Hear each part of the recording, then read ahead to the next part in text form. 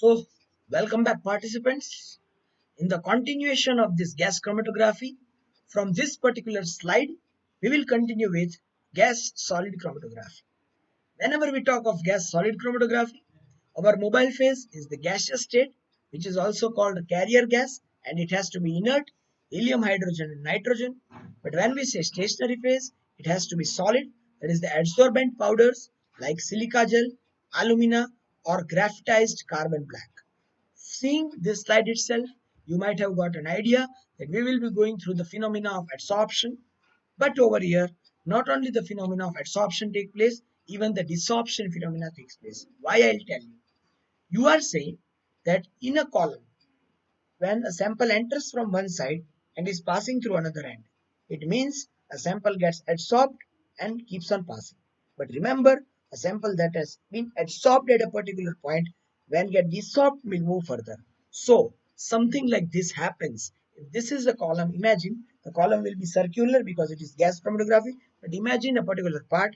If a sample is getting adsorbed over here, it will get desorbed, again adsorb, desorb, again adsorb, desorb. So there will be a range of adsorption and desorption for each tiny molecule, and thousands of tiny molecules like this in the form of analyte will go through this continuous chain of adsorption and desorption, and this is what is the basic principle behind gas solid chromatography. So the basic principle of gas solid chromatography is the difference in the adsorption of the volatile sample between the mobile phase and the stationary solid phase as the sample passes through the column. Mechanism in gas solid chromatography. Every compound has a different retention time, and thus some elute faster while few elutes at a later stage. Why? Because the one that elutes at a later stage has been adsorbed more, and the one that elutes quickly has been adsorbed less. So retention results from adsorption on the surfaces with different types and number of active sites.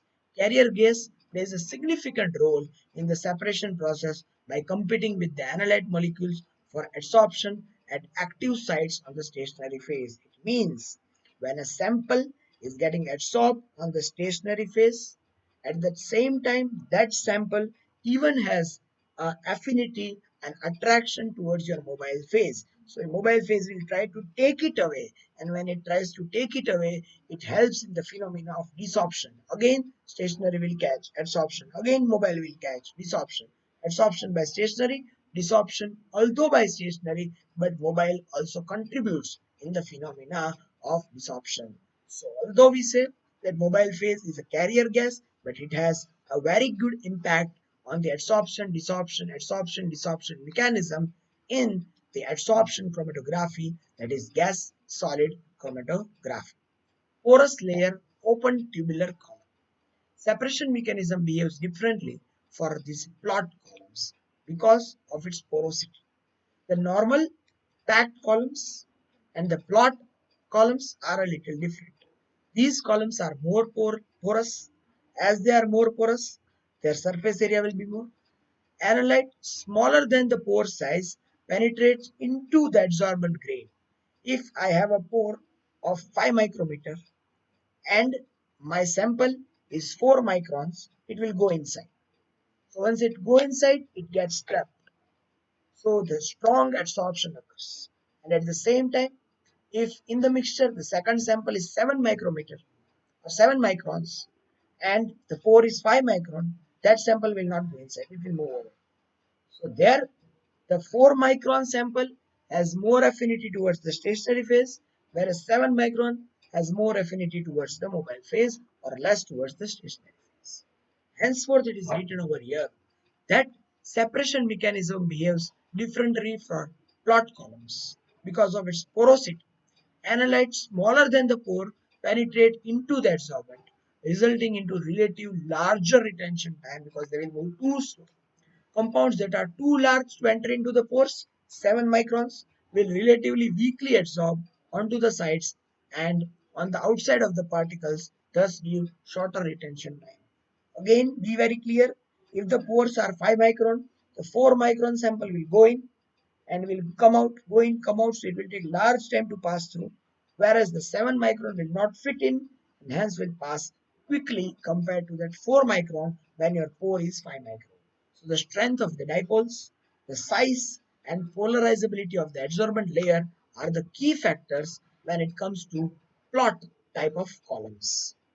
Elongated retention times. Why there are sometimes elongated retention time? You are assuming 5 minutes and the sample comes at 12 minutes because of few important points. Irreversible binding. Sometimes what happens? Adsorption will be done, but dissolve will not happen. It is not at all good. If your sample is getting adsorbed, it has to get dissolved to move with the mobile phase. Otherwise, how will it reach to the second end of the column? Why it happens so? And when it happens so, the time of retention is too high and we call it elongated retention time. This happens because of the chemically active adsorption sites. When the adsorption sites are chemically active, they will form a strong chemical bond with the sample, higher surface area and adsorbent energies, high polarity of the compound and catalytically active adsorbents. So it is very important to select a proper solid stationary phase so that these kind of things do not happen.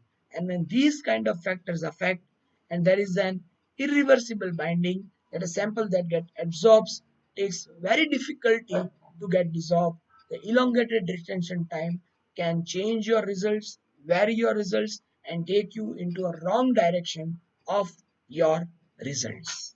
So mind well of using or selecting a proper stationary phase in gas solid chromatography. Working in a gas solid chromatograph. Friends, most of the things are same as in gas liquid chromatograph apart from the column. So over here, rather than going through a pictorial mode, I have given a little literature in the form of a material of a single page. A gas cylinder containing an inert carrier gas such as helium is connected with the instrument, gas chromatograph, whose pressure is controlled using manual or pneumatic pressure regulators. These pneumatic pressure regulators are automatic. The regulated mobile phase passes through the inlet and successively flows through the column. The word over here important is this: regulated mobile phase. Means the mobile phase which is passing through is in a proper velocity or a speed. The speed is constant.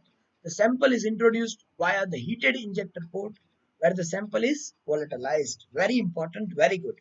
Sample before reaching into the column should be in the vapor phase. This volatilized sample is then carried through the column by the constant flow of carrier gas. We can use a very important terminology in science: uninterrupted. If interruption is there, mobile phase will not flow properly. Uninterrupted, flowless mobile phase. The sample is separated inside the column. Sample separates by differential adsorption of the analyte between the mobile phase and the stationary phase. As the carrier gas and analyte elutes out of the column, it passes into the detector. Depending on the physiochemical property of the analyte, we select different detectors. The detector generates an electronic signal which helps in measuring the amount of analyte present in the sample.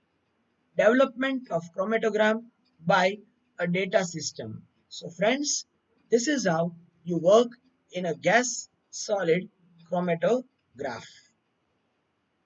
Carrier gas are the same. So I do not want to waste any important time of yours. The same carrier gas are used, what are used in liquid, in solid mode. So the same slide, just for the sake of balancing the material, I have placed over here. Injectors and their types in GSC. Injectors are generally the same: auto samplers, split injectors, on column injectors, and cryogenic focusing injectors.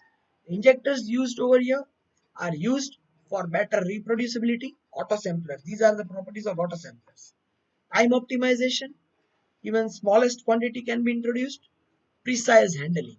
These are the four important factors that help us to overcome the errors while using a manual injector through these three injectors. So auto samplers having this property can be matched or patched with these three injectors to overcome few errors and create more precise and accurate results. So in these three injectors, this auto sampler mode, if added, helps for better results. So remember these four important factors or impacts that help for better, precise and accurate results with the use of auto samplers.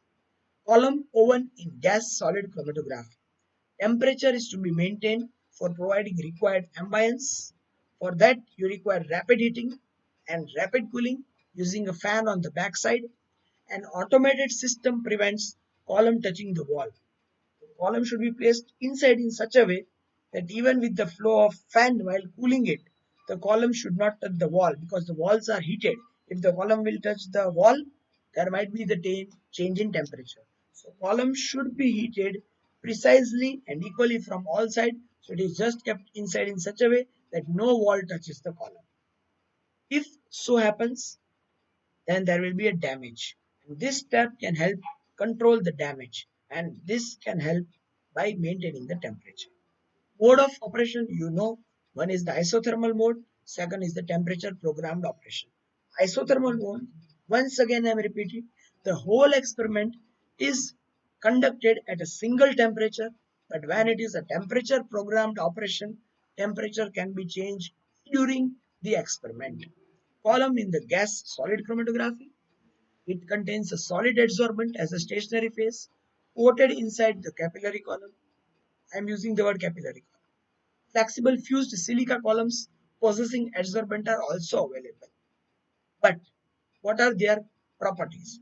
And different types of adsorbent that can be used. Different types of adsorbent that can be used involve inorganic oxides, carbon adsorbents, molecular sieves, and porous organic polymers. So these are different adsorbent material that can be used as a stationary phase in the gas solid chromatography oven. Adsorbent in the columns. If I am telling inorganic oxide, they are available in different spherical size. They include silica gel, they include alumina, they include selenium. It is a it is a silicon based adsorbent. When I say carbon adsorbent, they are carbon black with low porosity, non-specific adsorbent, dispersion interactions, and surface oxygen, strong specific interaction with the polar compounds. But to an extent, these adsorbents are used less because of their low porosity. Molecular sieves, they are tunnel-like pore structures used more in compared to carbon adsorbent. It's a zeolite like alkali metal aluminosilicates present. Retention based on molecular size. You can retain the compound depending upon its size, and separation of gases and low molecular weight hydrocarbon is very well done using this. Porous organic polymers are one of the most used stationary phase in the GSC. Different monomers and cross-linking reagents delivering large surface area and pore size that can be used in GC. This first point is very important, that is used in porous organic material. Surface here is relatively inert and polar compounds face difficulty in separation. When it faces difficulty in separation, they can be retained. Small pore diameter beads used for gas separation and large pore diameter beads used for hydrocarbon separation. So if you see these four different type of varieties of adsorbent in this column, according to me, porous organic polymers are of the highest used adsorbent in the columns in GSC. Friends, this slide is more important theoretical. Preparing column via adsorbent filling. In GSC, sometimes you can even use capillary columns, no problem. But majorly, I have seen people using the packed columns. Influence on the column quality, capacity factor, coating efficiency, selectivity, and inertness. What you fill inside the column as an adsorbent is very important because it should have a very good coating. If the coating is removed, it can have problems. You should select a proper adsorbent depending upon the sample you want to analyze. Although, apart from this, there are many different types of coating: static coating, dynamic coating, and in situ polymerization. And I want to take few minutes explaining this. Static coating. Filling the column with stable suspension solution. You inject a solution in this thin capillary column. Once it goes inside, friends, evaporate the solvent using vacuum and dry using the gas. So this is a static coating. Dynamic coating. Suspension solution plug is inserted in the capillary. As the plug moves inside and it is pushed with a steady speed, it will leave behind a layer in the inside wall. So if this is the inside wall, this is going inside, it will leave behind a layer of stationary phase. And in situ polymerization, you enter monomer inside the column, they react inside the column in presence of a catalyst, get converted into polymer, and that polymer gets coated on the inner walls of the column. Magic. Monomer plus catalyst plus heating results into a coating polymer. Excessive raw materials are removed by gas purging. By throwing gas, you can remove them. Detectors. Same detectors are used, so no need to waste much time, friends. So the slide of detector and the slide of carrier gas are somewhat similar. I won't waste much time. Data system in gas chromatography, the same strip chart recorder, electronic recording integrations, and microcomputers. But now, coming to an important point, scope of gas chromatography. It has a wide variety of samples, solid, liquid, and permanent gases. Identification and quantification of the components. GCMS and GCFTIR today are an advanced version of gas chromatography. The sample coming out of GC is then attached with mass spectra and you get the spectra. It is even attached with FTR to get few confirmation regarding the functional groups. You can use it for environment and industrial sample analysis, pharmaceuticals, polymers, petroleum, forensic science, food and beverages. So these are some of the important areas where scope of gas chromatography is utmost high. Applications of gas chromatography. It can be used for qualitative analysis. It can be used for quantitative analysis. It can be used for the purification of compounds or to determine the purity of the compound. Quality analysis. Comparison of retention time or volume of the sample to the standard. If someone comes and say that I have this sample A, please prove whether it is there or not. Then I will take sample A standard. I will take sample A as a sample. I will inject both one after other. If I get the same value of the retention time, it means sample is matching with the standard. It is somewhat like fingerprinting. This is how qualitative determination is possible. Quantitative analysis depends upon the peak area and the peak height. If the height and area are known, you can go with the quantitative analysis, comparing the purity of the sample with the standard and purity of the compound. Compare the graph of sample and standard. Peak height and area are proportional to the concentration of the compound. So friends, majorly using the graph, the chromatogram, you can go for quantitative analysis as well as purity of the compounds. Applications in pharmaceuticals to provide safe, effective drugs. Analysis of residual solvents in both raw material and finished product. I want to take a minute explaining this. If I am preparing a drug A, I have used acetone as a solvent or alcohol as a solvent. I must take proper care that when I get the final product, it should not have acetone or either alcohol. So that sample will be analyzed in GC along with the standard samples of alcohol and acetone. The retention time of alcohol and acetone will be measured and written. And if the sample shows the same retention time, it means the fraction of alcohol and acetone are present. So that drug cannot be given to a patient. So it will go back to the industry. So industry takes very care that all the solvents used during the process are evaporated completely. It can also help in drug assays, percentage purity, quality control and analysis of the drug product, purity and impurity profiling. If someone says that this particular drug has 70 to 80% of the standard material along with some 15 to 17% of other excipients and 0.01% or 0.02% of impurity. That impurity, whether is 0.01 or 0.02, can be verified using gas liquid or gas solid chromatography.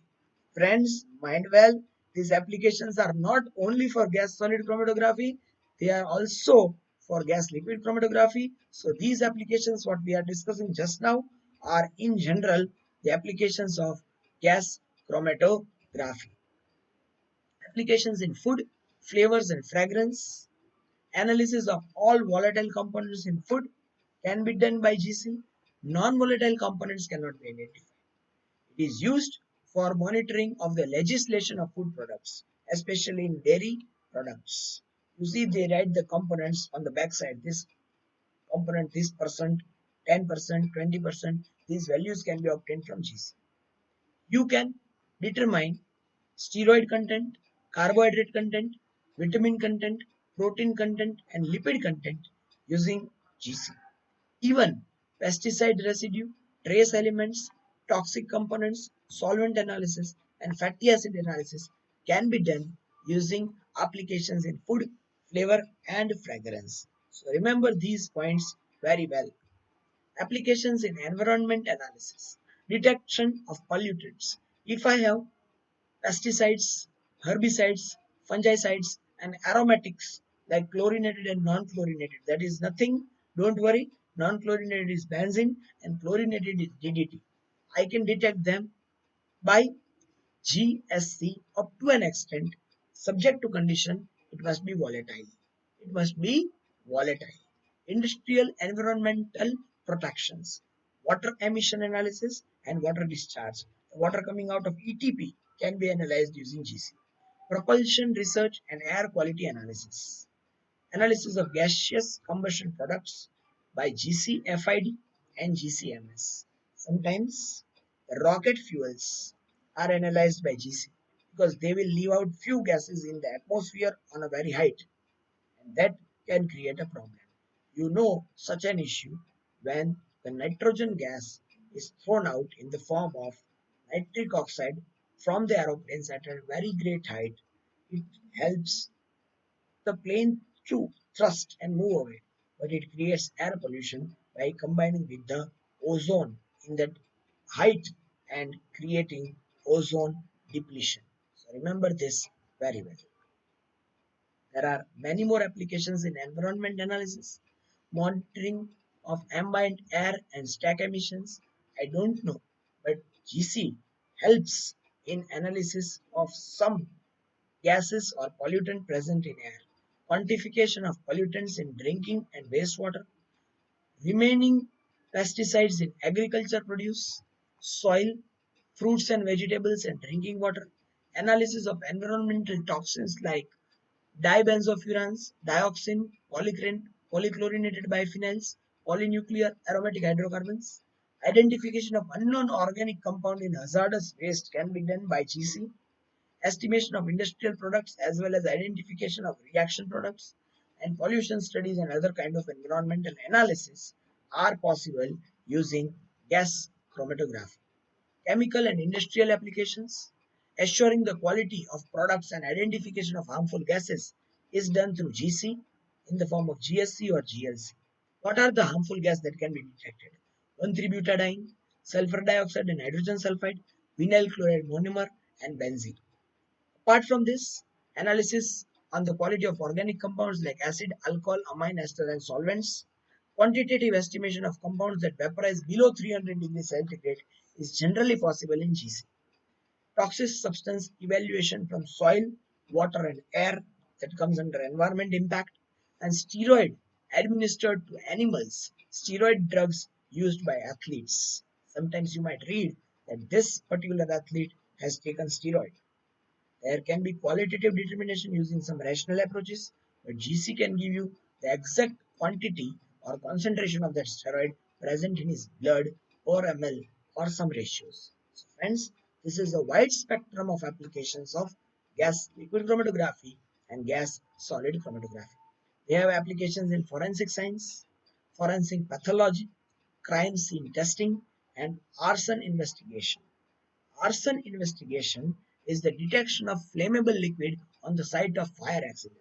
If someone says that an accident has occurred, a team of forensic scientists will go there, they will analyze, and the samples that they analyze can be helped to determine through gas chromatography that whether there was any sample which was flammable, but this detection of flammable liquid on the site of fire accident is generally coined as arson investigation (GCDMS), where DMS stands for differential mobility spectrometry is used for such applications. Even prohibited drugs in blood through alcohol test and analysis can be performed in through gas liquid chromatography or GC. These are its wide applications in forensic sciences, applications in petrochemicals, monitoring of petroleum refining and finished product, geochemical applications, and natural gas analysis is possible through gas chromatography. Miscellaneous applications. Pardon me. Ammonia plants, methanol plants. This plant stands for industries, the plant where the step-by-step phenomena or engineering occurs for the production. Power generation plants, quality and quantitative analysis of carbon monoxide and carbon dioxide gas, nitrogen oxide gas, sulfur oxide gas, and hydrocarbons. So, friends, there is a wide application of GC when it comes to the determination of samples qualitatively and quantitatively. So, advantages and disadvantages of gas chromatography. First, we'll go through advantages: fast and accurate analysis, precision and accurate analysis, that is, precise and accurate, high efficiency and resolution, high sensitivity and specificity. It is simple to operate, rugged and stable technique, comparative low cost instrument, high life, and easily combined with other instruments. Friends, these are a wide range of advantages why GC is so popular for different types of qualitative and quantitative analysis. But still, it has few limitations in the form of disadvantages. It is applicable to only volatile samples, inadequate for thermally labile samples. There are few samples which are thermally labile. They are not thermally stable. GC cannot be used. Not for preparative chromatography, it is only an analytical chromatography in general, and structural elucidation requires other components like NMR, IR, mass to be integrated with it. So, friends, these advantages and disadvantages of gas chromatography are very much important over here. So, friends, properly saying, this is a very basic discussion on GC, which we had to divide into two parts to nearly compile it off in 90 minutes, where we had general gas chromatography, gas liquid chromatography, gas solid chromatography, the instrumentation, the properties of injectors, the stationary phase and the mobile phase in the column, a variety of detector or a spectrum of detector, the separation mechanism based on both adsorption and partition, a defined idea about the packed columns and the capillary columns, and the different varieties of material including the silica material used in capillary column to increase its flexibility.